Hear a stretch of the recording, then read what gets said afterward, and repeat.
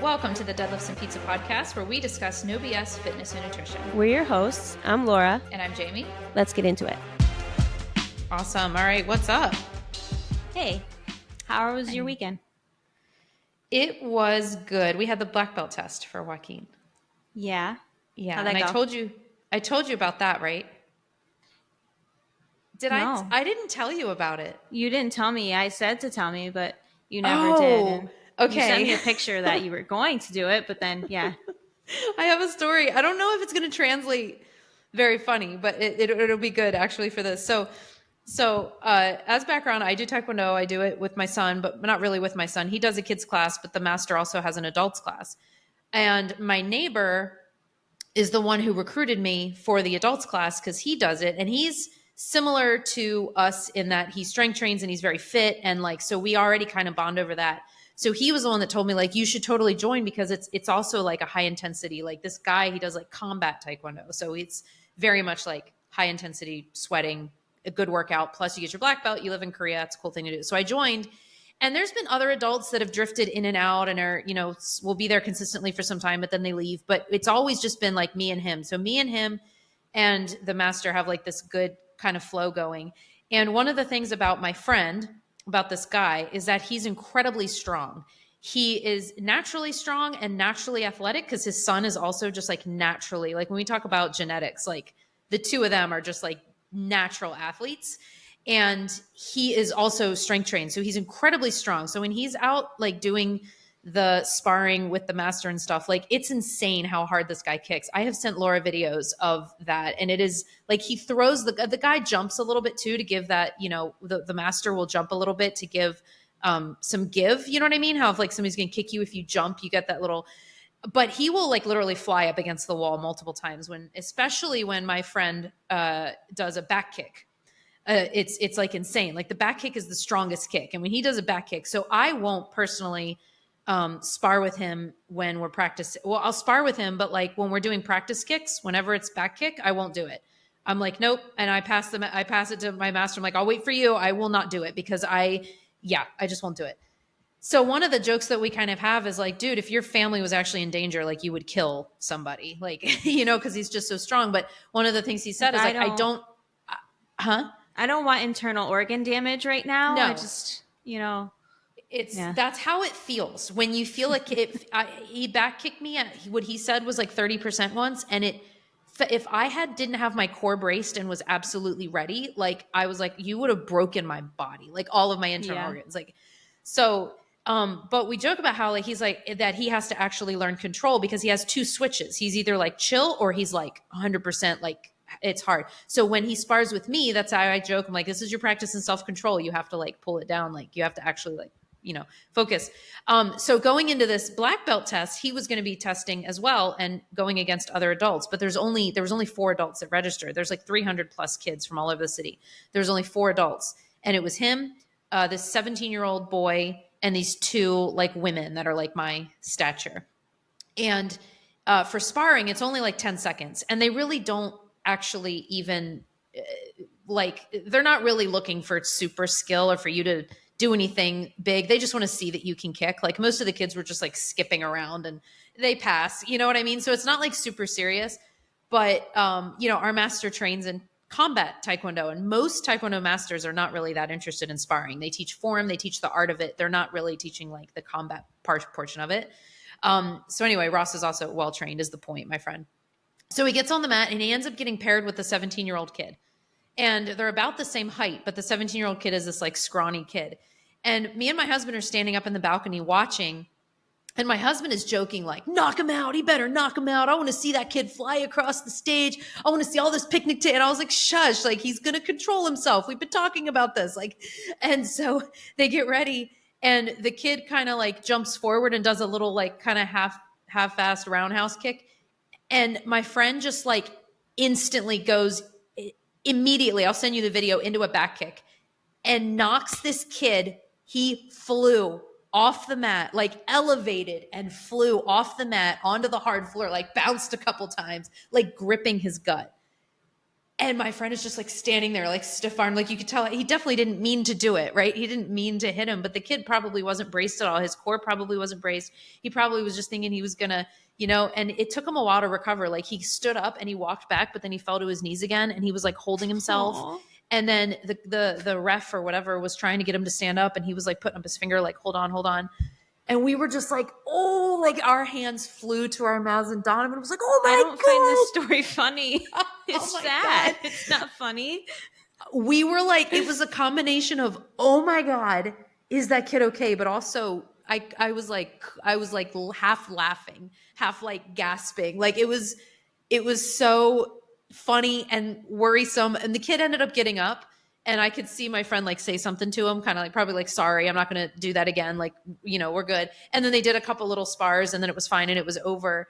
And then I ended up realizing, so this kid was not Korean. He was in another American school that was actually a school that my neighbor that lives here, her son goes to. So she actually knew him. So I was texting her and I texted her later to be like, hey, how's that kid, by the way? And so she texted his mom and apparently he's fine. So that's why this story, we can laugh now. He's fine. He hit him more like in the chest versus like the gut. So he has like a bruised chest, but nothing broken. And he passed and he got his black belt and all of that good stuff. The reason it's sad is because he's a 17-year-old kid. It's not like he did this to like a 25-year-old or something. That's why it's sad. Part of what makes it's funny. It's not funny. It's mean. Because also when they're doing the forms before the actual sparring, when they just have to do 2 forms and then they move over to the sparring mat. And even during the forms, he just, the way that he does it is very intense, which is good. It's like, it looks good. But a lot of the other people are doing it kind of sloppy, but he's there like doing it very intense. And they didn't have much space. There's people right next to him. And my husband's going, yeah, knock her out. Like, because he's just joking. Like, he doesn't actually want that to happen. But we both know this friend of ours and we know how he is in Taekwondo class. So it's just kind of a joke. So it was just so funny that he literally knocked somebody out. And then yesterday was our first class since the black belt test was on Saturday. So then yesterday we had class. And our master was just like he wanted to talk about it the whole time. He was just like wanting to talk about it. And he said that he talked to the judges afterwards. And the judges said that was the first like KO knockout that they've like ever had at the black belt test, like in the city with like hundreds of Koreans that come from all around the area to test. And that was the first like knockout that they've had. Well, it's so because funny. I don't know how old your friend is, but it's a 30-something-year-old going against a 17-year-old. But it was that 30-something-year-old. I was like, if anybody, I think that's what's so funny about it. It's just like, yeah, it's not just any 30-something-year-old. Of course, it was you that knocked somebody out. But of course, now I was telling Master Na, I was telling him, because in May I'm supposed to test. And he you could tell he feels kind of proud to be the school that has like the first KO like ever, the first knockout. I was like, yeah, well, you're about to get the second ever KO when I test. And he was like, oh yeah, you're going to do spinning hook kick. That counts as a knockout. And that's like to the face. Like you spin and hook your foot behind you and you kick them to the face. And they all wear masks when they do sparring at the thing just for safety and mouth guards. So he was like, you could do spinning hook kick and you can knock them out. And so the whole time last night when we were doing the mat sparring on the mat, he was constantly like spinning hook. He made me do like so many spinning hooks. And in my mind, I'm going, you literally think that you actually want me to do this, don't you? I'm not going to do that. I'm not even that strong. Like even if I did, it would probably be like a feather, like hitting your cheek. Yeah. Anyway, that was like there. That was like the highlight. I'm going to send you the video. I'll send you the video. It was quite funny. All right. Not funny. I'm sure funny. I'll laugh.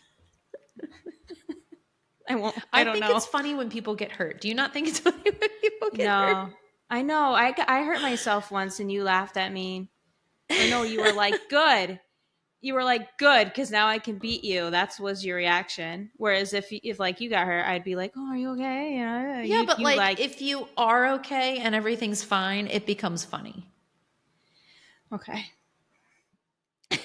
Like when my kids fall or hurt themselves, my daughter she'll scream at me, why are you laughing? You're a horrible mom. And I'm like, it's a reaction. I'm actually worried about you, but my body is laughing and I can't stop it.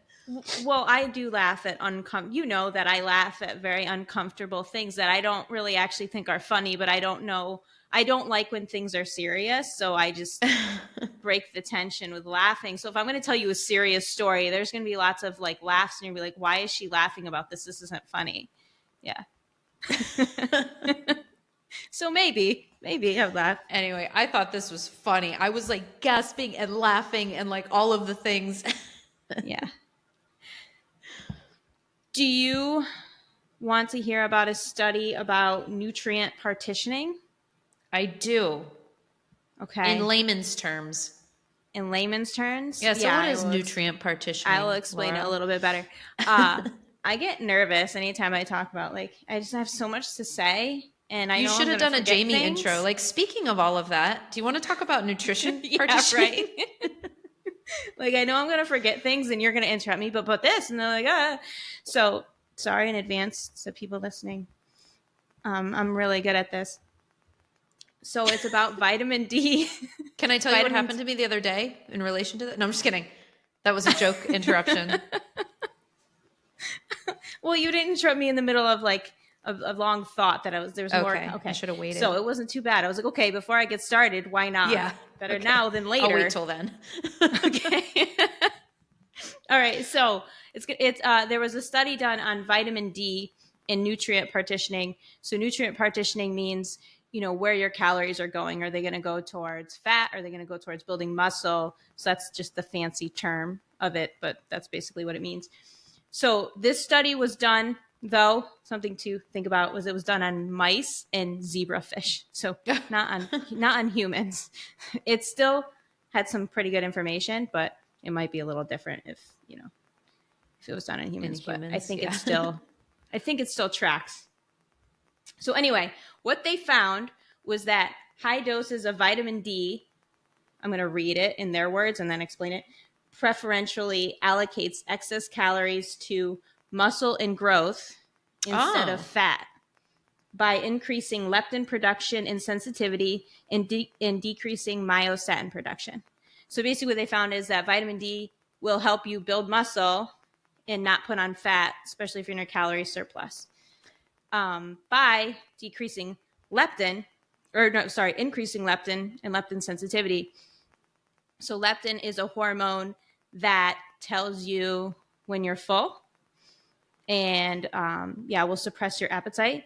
It also can increase your energy expenditure and your metabolism things. So having more leptin is a positive, and it's what you'll like. So and it's stored in fat and released in fat. So the more fat you have, the more leptin you have. But if you're obese, what ends up happening is kind of like insulin resistance. It's like similar where when people are obese, a lot of times they become leptin resistant.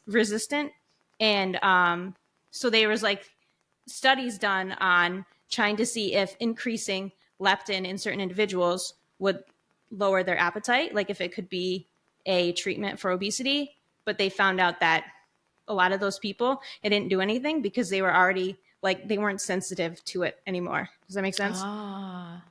So it's almost like too much is I don't know if it's too much or what it is, but when you have too much fat, you can become resistant to it. So that's why a lot of times when people are obese, they have a little bit harder time controlling their hunger and everything.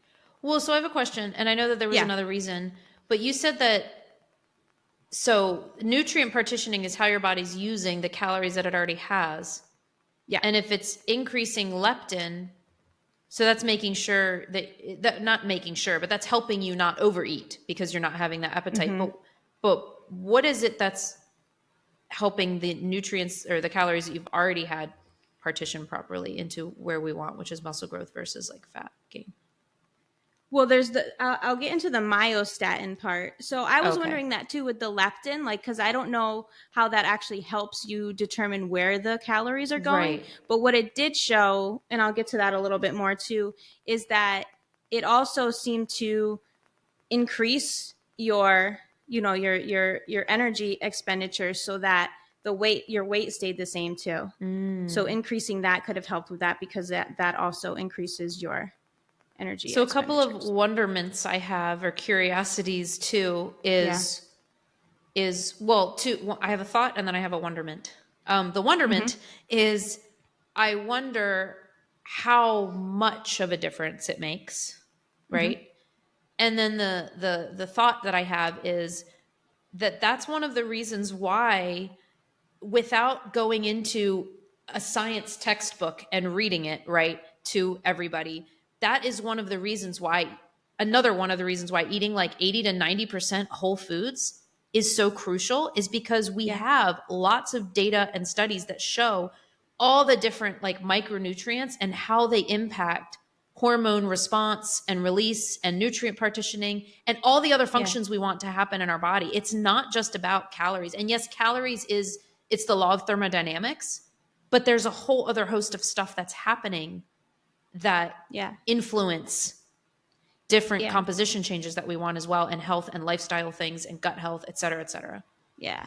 It is calories in, calories out, but there's so much more to it than that, and what affects what is in and what is out and where those calories go. So because calories in, calories out is always true, but so much affects the calories out portion, and so much affects the calories in too, in terms of how things digest. But also that's only true for literal weight and body weight and calories burned. But we know better now than to care only about how many calories we're burning, right? So it's just, it goes so far beyond that. Yeah. All right. So then myostatin. Do you know what myostatin is? Muscle fibers. It's a protein that is, I think it's released by your muscles, but it's a protein that stops your body from building more muscle, like inhibits the growth of muscle. So the higher your myostatin is, the less muscle you will build. And like when you do a workout, it'll lower your myostatin, so you're able to build muscle for a certain period of time or whatever. And I know we've talked about this on the podcast before, but have you ever seen those animals that look like bodybuilders? Yeah. They have like a cow that's kangaroos. Like, you know, yeah. I don't know if they've done experiments on those animals or if it was like a screw up in their genetics or something, but those animals have very low myostatin. So if your myostatin is really low, you'll just continue to build muscle. So they're doing research on that to see if there's ways to lower our myostatin. So we'll build.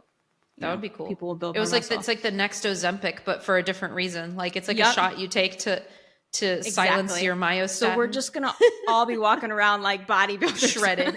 We're on Ozempic doing and any work for it. The anti-myostatin shot. Yeah. So vitamin D lowers your myostatin too. So that helps with the calorie partitioning. So that means more of the calories were going towards the muscle.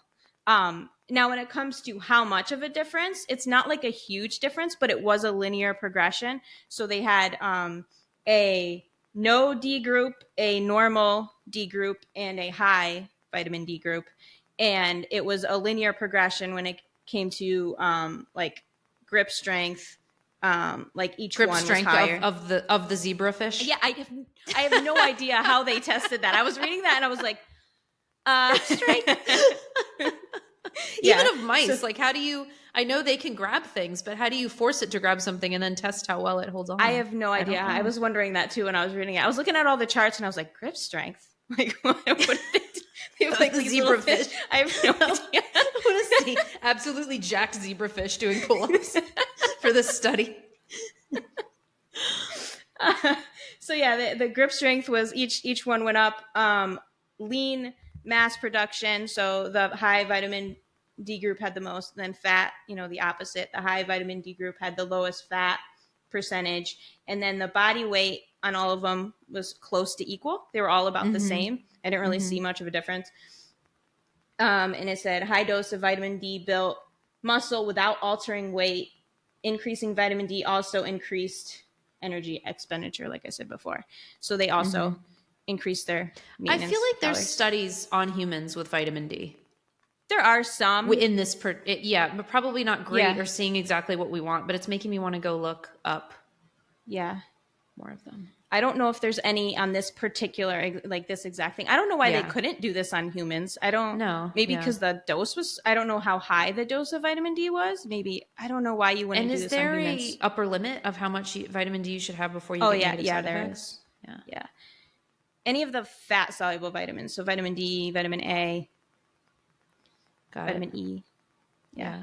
But it's probably pretty high. It is, but it's not. I mean, if you're gonna, especially if you're gonna absorb it all, like a lot of times you don't absorb everything that's in it. But there's definitely, you shouldn't be taking over. Like yeah, bad things will happen if you take too much of it. Yeah. Because I just take a vitamin D supplement naturally, but what if I'm already getting enough vitamin D in my diet that day or that week? Like, can you accidentally overdose on it in a way, or is it more like, It would probably be, it would not like in a day like that. You would probably have to take way too much. right? Like over time, you might be getting a little extra, if you don't need it, but it's stored. So I would assume, like if you took a lot in one day, that would be harder to do. I I'm took trying to like a whole suppress my bottle of myostatin. vitamin D. Yeah, I want to suppress my myostatin. I don't know how to do that. I want to learn. Science. I want to learn all the things. I want to build and I bet you that's why certain people build more muscle than other people. Not the only reason, but I'm sure that people who build muscle easier probably have lower myostatin. There's 100% genetic. So much. What percentage would you say genetics rules things in general? I want to say it's like 80%. I would say 50. Because if you are not exercising, there's very few people that are just going to like be jacked. Yeah. If you're not exercising. Yeah. So you still need to do that part. But then there's some people who touch weights and they're like this, like Samoans, Yeah. yeah, Like it's very interesting. Players. Yeah. Fascinating. Yeah, I don't think it's 80 though. I think you have more. It's obviously like it depends on the person. Yeah, for sure. And it depends on what marker we're talking about, right? But yeah, I just feel like genetics dictates so much more than we realize and that we talk about, that we feel comfortable talking about, because people that are really fit and it's genetics, they're not going to be like, oh, well, this is my genetics. They're going to feel like, oh, I worked really hard for this. And they did, but they're probably not going to be like, oh yeah, it's mostly genetics. Yeah.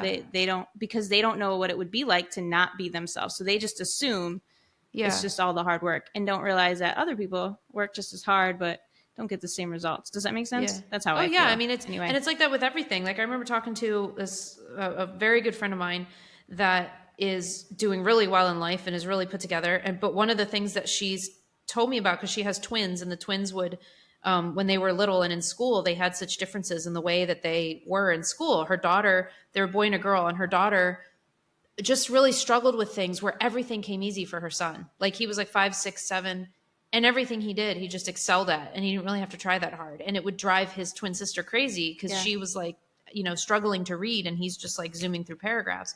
And she was like, I remember when I was a kid, it was the same for me and my brother. My brother would zoom through things and I had to work 10 times harder to do the same.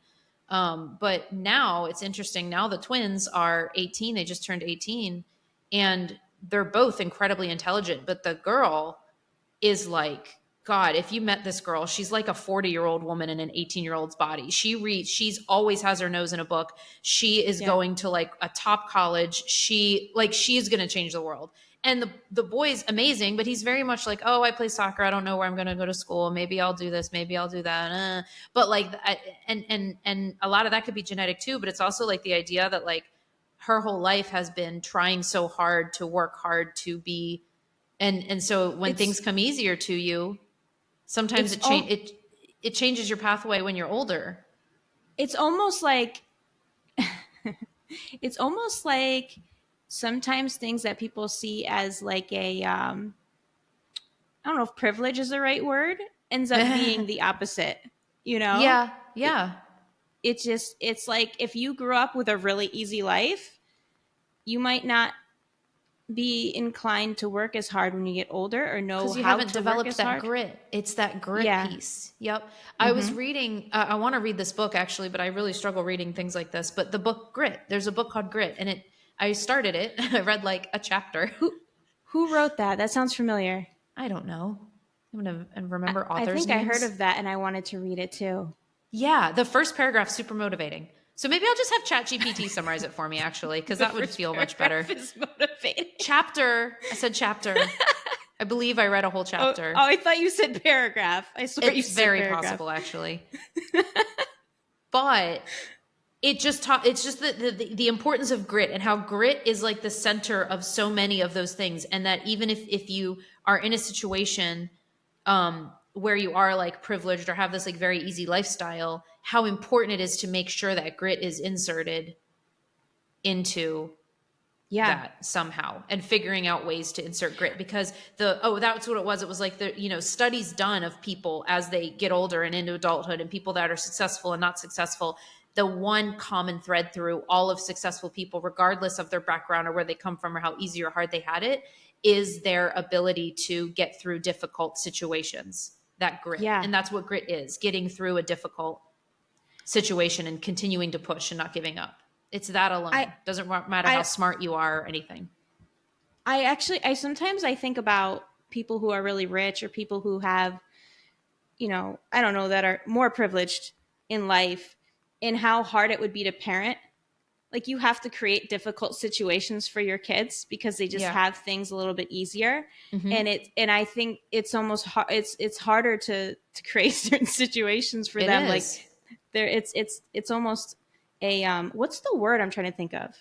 I don't know. It's not privilege. It's almost a but it's also benefit to not grow up that way. For sure. Because if you think about, if you just think in your mind of some of the best, strongest, most inspirational people you know, or maybe you don't even know, maybe people you've heard about or read about, almost always they're people that came from troubled backgrounds. Yeah. Like, you think of anybody that just had like the easiest life and they are just like the most inspirational, successful people. Usually that's not true. I actually can't think of any examples of it being true. So that like sometimes scares me, because I'm like, yeah, our kids have it so good, but I've read and heard and seen like different things that have kind of formulated this thought, because I heard somebody say once, I think it might have even been like Dr. Becky, that like parenting person online. Yeah. But I think it was her. It could have been somebody else, but it could have been somebody else. But I saw a clip of somebody talking about using an extreme example of somebody on an airplane. If you see like a young 20-something get on an airplane and she walks on the plane and she realizes she doesn't have a first class seat, or that her seat is like smaller than everybody else's, and she instantly starts complaining, you would instantly assume that person is entitled. And this person was saying it's not entitlement, it's lack of grit, because that person maybe has always, and it's an extreme example, has always gotten on a plane as a child, and or always, not even necessarily a plane, but has gone through situations where as soon as they encounter something that's slightly annoying, they instantly get that need met. So, oh my God, I don't like my dinner. And then without even having to get that upset, their problem gets solved. And so it's the idea of every time there's something uncomfortable, their problem gets solved. So, and I think the point of this clip that I saw was that no matter how small or big the problem is, it's not that somebody has to have a terrible life to learn grit, but people need to learn at a young age how to sit with difficult things, with annoying things, and not have a problem get solved. And because people like me and you are home and available for our children, and our minds are open for them, and something happens and we're able to help them solve that problem, even helping them solve the problem, even sitting with them and being like, all right, let's think how we can work through this, is like part of a problem, right? Because like they need to solve that problem. So I've been keeping that in my mind. Like when my kids are going through difficult things, even if I think they're small, it's like, you need to sit with this. And I'll tell them like, you need to figure this out on your own. I can't help you. I don't have the tools to help you. I'm that parent. That's me. I'm like, no, you figure it out. When I was a kid, I used to figure this. I'm always like, when I was a kid, I'm that person now that I thought I would never be. But yeah, like when I was a kid, I used to have to do this by myself. But my husband is the opposite. He's the problem solver. He has to solve everyone's problems. He has to make sure everyone's happy and everyone's good. So he's always like doing that. And you can see the difference between the way Caleb behaves when I'm around compared to the way he behaves when his dad's around. He behaves so well for me because I'm the one who sets boundaries. I'm the one who doesn't solve all his problems and whatever. So like, I can't even explain what a dream child he is as long as he's not having one of his episodes Yeah. with me around. Like, he'll ask for something that I don't really want him to have at the moment. I'll be like, no, not right now, buddy. He'll be like, okay. Like, there's no whining. There's no complaining. He just does what I tell him to do. And he's like this dream child, right? My husband comes home and he's, Dad, but Dad, like all of that. It's just a totally different kid. And it has to do with that, definitely. Yeah. Because I'm not going to do everything for you. You have to figure it out yourself. I was even reading stuff that was talking about connecting it to phones and like how our kids have phones and ways to contact us now.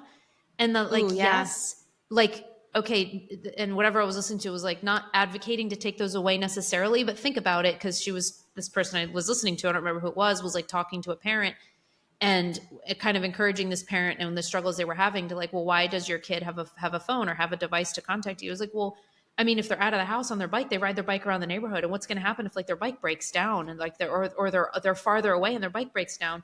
And it's like, well, what would you have done in the 90s, or the 80s? It's like, well, you figure out what you need to do. Maybe you need to walk your bike home. Maybe you fell and scraped your legs and you have to walk with bleeding legs and your bike its tires messed up and it takes you an hour to get home when it would have taken you 10 minutes. And that sounds awful. I don't want my kid to go, God, if I imagine my kids doing that, I'm like, oh my God, I wasn't there. But in reality, that's like, it's okay. You know what I mean? They'll come home and complain to you, Mom, you weren't there. Yeah. It's just, it's interesting, you know? I think, I believe in natural consequences too, where a lot of other parents probably would see this was really mean. But like, say Caleb was supposed to play soccer after school or something. He's too young for this right now, for this to be a problem. But let's say he was supposed to play soccer directly after school. So I told him, remember to bring your cleats because you're going to play soccer right after school. And then he forgot his cleats. So he's like, hey, Mom, I need my cleats. Can you bring my cleats? Like me, that's a natural consequence. Like, no, I'm not bringing your cleats. And then he doesn't have his cleats for practice and then he gets in trouble. So he's never going to forget those cleats again. Exactly. Yep. Compared to if I brought it, he's going to forget it again. Yeah. But it's a little harder with my kid because of his ADHD. He probably would just forget them again. Yeah. It's a hard balance too, because I'm always talking about like respect of family members. And like, it's going to be different when it's like a kid and a parent. Like sometimes my daughter's literally like, why is it that you can talk to me that way, but I can't talk to you that way? I'm like, that's because I'm your parent. And that's because I literally know better than you in this moment. But like most moments we talk about like respect in the ways that we talk to each other and do things for each other. And if my husband forgot his cleats or his lunch, I would rearrange things if I could and bring that to him because I'm trying to be a helpful, respectful family member, right? So like I don't necessarily just want to be a jerk to my kid for no reason. But it's also like, like you said, you need to learn it. Yeah, but when you're an adult, it's like, well, I'm not teaching my husband a lesson right now. Yeah. Yeah. I don't try to teach my husband lessons because I'm not his parent. Yeah. Anyway. All right. I got the question. I have some questions from last week that we didn't get to. Cool. Let's do it. Go over those. Yes, ma'am. All right. I had the flu for about a week. I was horrifically sick. I probably only ate 300 to 500 calories a day max. Will I lose muscle and a lot of it? Maybe a tiny bit. So the second one is no. I think it's like 14 days that you really start seeing muscle decline. So I would say in a week, no, you're not going to worry about losing I would muscle. say probably not. It's really nothing to worry about. And even if you did, most likely once you started working out again and eating enough food, you will probably put that back on really quickly because it's always faster the second time around. So it was just there. Your body will build it like quickly. He just walked out the door. All he's got to do is turn the doorknob and come right back in. Yeah. That's why like even like 2 weeks, it when you actually do start, seeing muscle, it's such a small amount and it will come right back once you get back on track. You don't have to worry about it. Yeah. That's something that I always like remind people of because it comes back so much faster because people are like, I worked so hard for this. I know, but it won't be as hard the next time. What people do notice, so, on a scientific level, no, you literally don't have to worry about it. What you might actually physically notice is like you're not as like puffed up, or you might feel like you're smaller. You might feel leaner. Yeah. The scale might go down a little bit. Your muscles Yeah. might seem a little deflated. That's the word I was looking for. And that's because like when you're not using them, they're releasing water, right? So there's not as much fullness to them, but it's not actual muscle that has gone. And the glycogen, they're probably not. There's probably, if you have no carbs, Right, there's probably no glycogen in there either. I noticed that when I'm in a cut, that I look better a week or two after I come out of the cut is when I look the best, because my muscles fill back up once I eat carbs again. Yep. Yeah. So yeah, don't need to worry about it. So yeah, don't worry about it. It's fine. These little things aren't big things to worry about. Also, these questions, I find a question exactly like that, because what's floating through my head right now is like, geez, the amount of times I've been sick in like the 10, 12 years I've been training, like if every time like really set me back. But that's one of those things where it makes me think that that person's likely more in a beginner, because you can't stress about that. You know, you're going to be sick. You're going to be on vacation. You're going to have things come up where you can't. And it's such a minuscule event in your life. Like it really matters. It's like the consistency thing. What do you do most of the time? You're good. Yeah. I used to be a little bit like that, but not like when I first started, but not a crazy amount, but it was more about, I need to optimize everything and make sure everything's optimal and do everything perfectly. Yeah. You know? Yeah. Definitely. All right. I need some guidance on how to do a body recomp phase. Oh. I mean, okay. It's a little longer of an answer. So, yes, it is. And I have more questions about where this person's coming from. Like, are they coming from? I have no idea. That was the question. Yeah. I would have a lot more questions if this was like a person in person. Like, where are you coming from? What's your dieting history been like? Do you currently strength train, et cetera, et cetera? But let's just assume that this person is probably not massively overweight. They probably do want to lose a little bit of body fat, but they know that they also want to build muscle. Maybe they're kind of more in the beginner stage. They've heard about this thing called body recomp and they want to engage in it. So let's just assume that it's that kind of person. Maybe they've done tracking on and off here and there. So what I would say for that avatar of a person is to, number one, you need to start tracking. You need to get an idea where your calories are naturally. And then that's when I say you start pushing that maintenance calories. So you need to be eating at maintenance. You need to be engaging in a strength training program. You have your form's got to be. So I want to make sure that they're good in the gym as well. Your form needs to be on point. You need to understand your own like intensity levels, because a lot of people, when they're kind of in that zone, they don't actually know what they're capable of. So I also want to play around with reps and doing as many reps as possible with certain weights and fixing their form and making sure they really know how to push themselves in terms of weights in the gym, as well as figuring out where they are in terms of calories. And then start pushing those calories, making sure they're eating at maintenance with the right portion of protein. And then just kind of like pushing that number a little bit at a time while training. And that's what I would say. I would say do that all the way up until, I don't know, we could talk about timeframes and stuff, but I feel like that answers the first part of it. Yeah, I agree sort of. I have a little bit, so yeah, it definitely depends on where they're coming from. And with the pushing the calories, I guess it would, like I said, depend on where they're coming from. If they're eating too low, then I would say definitely push the calories. But I feel like a recomp, if you're newer and you haven't been working out, or if you are overweight, like more on the obese overweight, like it's not just like 10 to 20 pounds that you need to lose, and maybe like a little bit more than that. Then I would say actually being in a slight deficit while training and getting enough protein, and you could lose that fat and build the muscle at the same time. So if you are somebody who is close to your goal weight, that's a lot harder to do. It's hard to do both at the same time. But if you have more excess fat, your body is more likely to get rid of it. It doesn't need it. It has enough in storage that it's like, let's just get rid of this. So yeah, that's what I would say.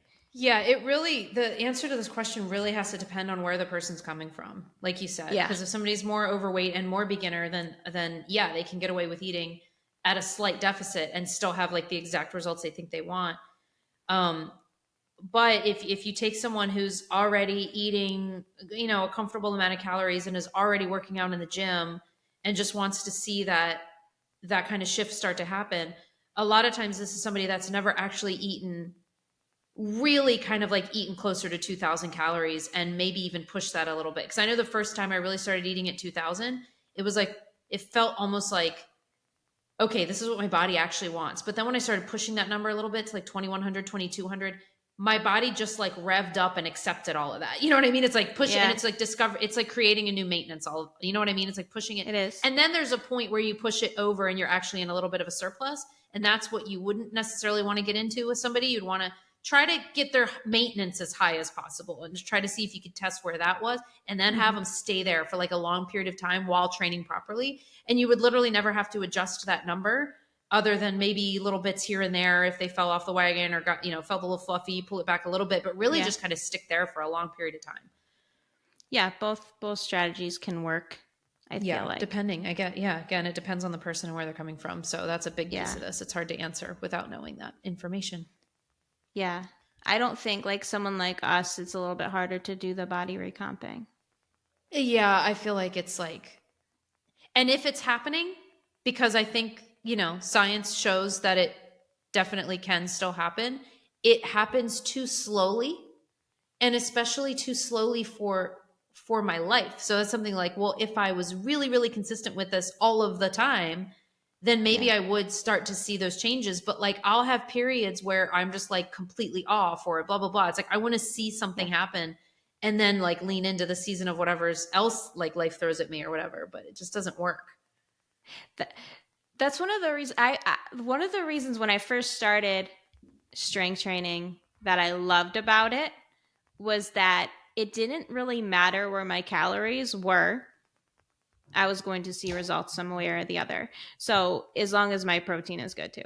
So if my calories are a little high, as long as I'm not eating 3000 calories, if my calories are a little high, I'm going to be building muscle. If my calories are a little low, I'm going to be losing fat while retaining muscle. If my calories are at maintenance, I might be able to do a little bit of both. So I could have days where I'm up here, down here, whatever, and I could just eat. And I like the first year, I just kind of just ate, And the first year I just ate, and I lost like 10, 15 pounds by just, doing that. Yeah. And that's nice. Yeah. So I love that part of strength training. So it's do it all, try all the things, or just eat. And then your calories are going to naturally be up and down and different times. And because you could get the flu like this person and your calories end up being really low and whatever. Yeah. Yeah. That's the only questions I have. Oh, cool. Yeah. Well, I got nothing. Got nothing. No other topics. Nothing to talk about. How's your workouts coming? Oh, my workouts. They're fine. They're fine. I went away. I'm still trying. I feel like it takes me so long to get back into the rhythm. I'm doing the thing, but when I say back into a rhythm, I mean like with like intensity and excitement and purpose. So I'm there this week. I feel like we need to do a program together again. That would be fun. You need to compete with me at something. What are you interested in like doing really awesome at? Right now it's pull-ups, but I don't know if I could. It's so hard. Yeah, let's do that. Yeah, because you could probably beat me at that one, but you have to give me some time. You have to give me some time, because if you could already do more than I can do right now, it's going to take me a little while.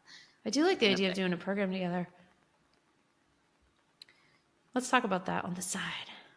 All right. Text me. We should. Right now I'm in a cut too, so I don't think it's maybe over the summer or something we can do something. Yeah. Well, in the summer I'm going to be moving. Okay. How about eventually in 2026? I'm just kidding. Eventually, soon. Eventually. Were you going to say something else? Looked like you were going to say something. The only thing I was going to say is I was going to go back to the genetic conversation. I don't necessarily know. It was something that I was thinking about, but our conversation kept going, so I didn't bring it up. But in the vein of like genetics and also Taekwondo, I also find it interesting. So this friend that does the really strong back kick, his son is also like this little tiny tyke of a athlete. And it's very interesting to me because he's just, I don't know. It's like no matter what he does, he like excels at it. And he's a little shorter than my son, a little bit more compact. But he's just, I don't know. He's just, everything he does, he's good at it. And so one of the interesting things was that the master our master Na was telling us that in the black belt competition, they give out 3 awards for like best form. So like your Taekwondo form. And one goes to like the regular forms, one goes to the kids who are for second degree, and one for adults. So the adults is like, there's only 4. So like, that's nice. But the black belt, going for the black belt kids, that's the biggest group. It's like over 300 kids. And the judges just kind of looked for somebody that they thought was good. And you can probably see where this is going. My son is naturally good at forms in that he remembers them really well. So like when he learns a new one, he doesn't forget the old one very quickly. Whereas my friend's son, he doesn't seem to remember them as well. He's always forgetting them. And then when it was getting closer to the black belt test, which I always forget them too, I think that's pretty normal. When it was getting closer to the black belt test, they were having to practice the forms, and it was like 2 weeks before the black belt test. And my friend's son was like getting a lot of things wrong. And the master was constantly like, 80%, come on, you need 100%. But my son was always the one that was like 100%, he's ready, 100%. He knows them all. And then he was starting to get nitpicky with stance and stuff like that. But a couple of the kids made the joke like, oh, Joaquin's probably going to get the form award. And I knew in my mind he wasn't, because he looks good doing them. But I was like, I know what it really looks like to look good. But my friend's son, as soon as he learns them, he looks excellent when he does them. Yeah. And so, yeah, guess what happened? While he was doing his form with like 20 other kids, my son and him were next to each other. They're really good friends.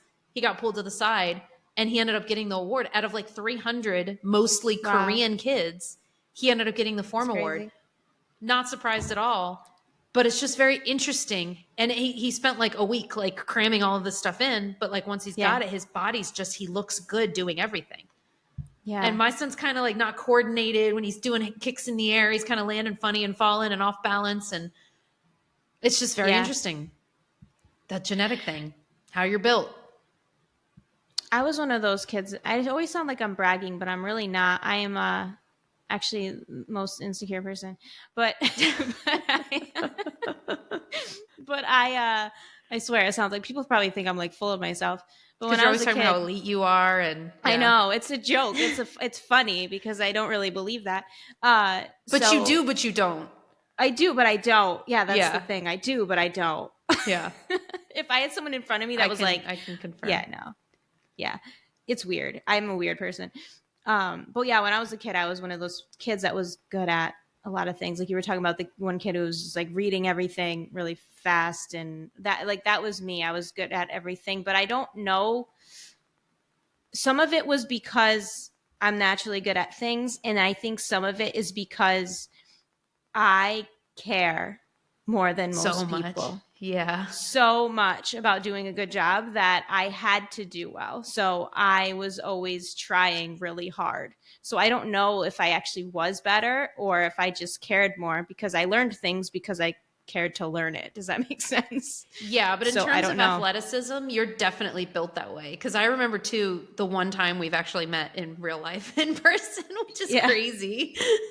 You just, the way that your fingers are and your body moves, it's like you just see you walking. I can't explain it. You see you walking, and it's like that person was meant to like hold a ball. Like that is a naturally athletic I don't feel person. like I have a very feminine walk or anything, you know? Like it's like and your hips I don't swaying, like my walk. Like one foot directly in front of the I don't actually remember your walk, or did I notice it? So just FYI. But when you talk, like the way your hands, I don't know. There's something about somebody who is naturally built for, and then there's a wide gray zone in between. I feel like I'm in the gray zone. I don't necessarily look insanely athletic, but I don't look unathletic either. I'm just kind of like average. If I work on it, I'm good at it, whatever. Definitely not naturally built that way. But like I have a nephew who just like, it was like he was born running on the balls of his feet. He's just like fast and agile and just built for it. It's crazy. Yeah. So I think it's interesting. You don't watch football much, right? Mm-mm, so you haven't watched any much of is the wrong word. No. Literally never. So watching all the like college players do their like, all the different things that they do. I forgot how many meters or whatever it is that they run.